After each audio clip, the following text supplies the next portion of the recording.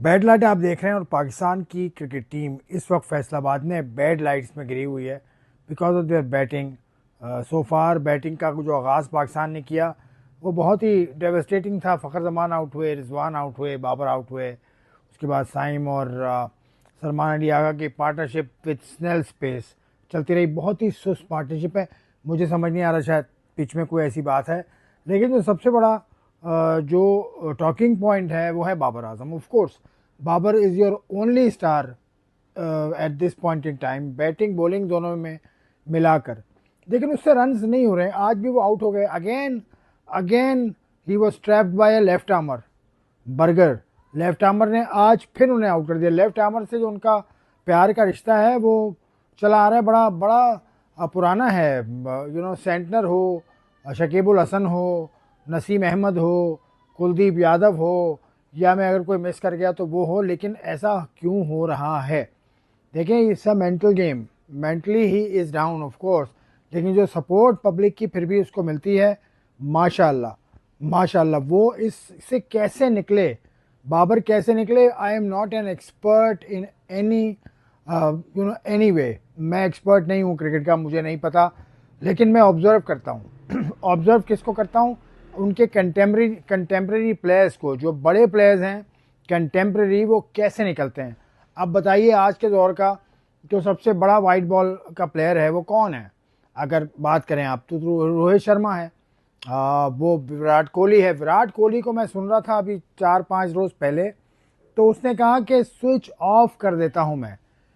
Public का शोर होता है स्टेडियम में, पब्लिक की एक्सपेक्टेशंस भी होती हैं, और शोर वो करते हैं, नारे लगाते हैं, लेकिन you got to switch off your mind. ये क्या साइंस है?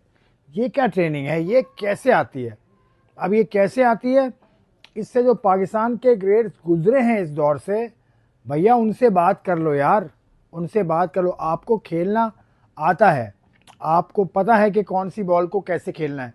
और जो मैं पढ़ रहा हूँ 2-4 तबसरे, तो उसके हिसाब से आपने अपना लेफ्ट फुट थोड़ा सा बाहर किया था, बिकॉज इससे पहले आप LBW हुए थे अगेन ऑन लेफ्ट आर्मर, तो वो आपको शायद वो माइंड में था, मुझे नहीं पता, वो टेक्निकली मैं उस पर बात कर नहीं सकता।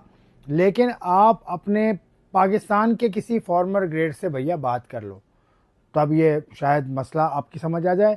वरना मुझे कहना पड़ रहा है कि जिस तरह के पाकिस्तान में बैट्समैन है ना, उनमें आप सबसे अच्छे होगे, उनमें आप यकीनन सबसे अच्छे हो, आपका रिकॉर्ड सबसे अच्छा है। लेकिन आप उस पाए के प्लेयर अभी तक नहीं बन पाए।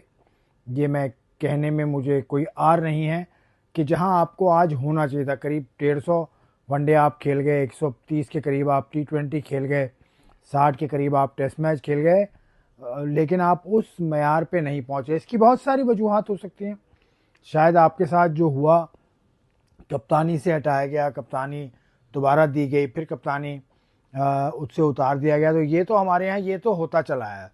ये तो जावेद मियांदाद के साथ हुआ, ये तो वसीम अकरम के साथ हुआ, ये तो राशिद लतीफ़ के साथ हुआ, ये तो बहुत लोगों के साथ हुआ भाई। यूनुस खान ने तो खुद छोड़ दी।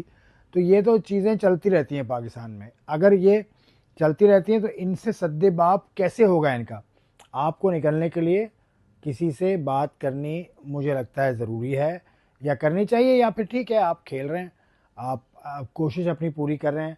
लेकिन ये कहा जा रहा है कि साउथ अफ्रीका की बी टीम है। मैं नहीं कह रहा, ये कहा जाता है, कहा जा रहा है। तो बी टीम के ख़िलाफ़ जो आपकी परफॉर्मेंस है ओवरऑल एज अ टीम, वो भी आपके सामने है। लेकिन बाबर आजम पर मैं बात करने के लिए ये वीडियो मैं आपके सामने आया हूँ। बाबर का कोई मसला है जिसको पाकिस्तान क्रिकेट बोर्ड को भी कुछ मिल बैठ के करना चाहिए, कुछ ऐसा करना चाहिए।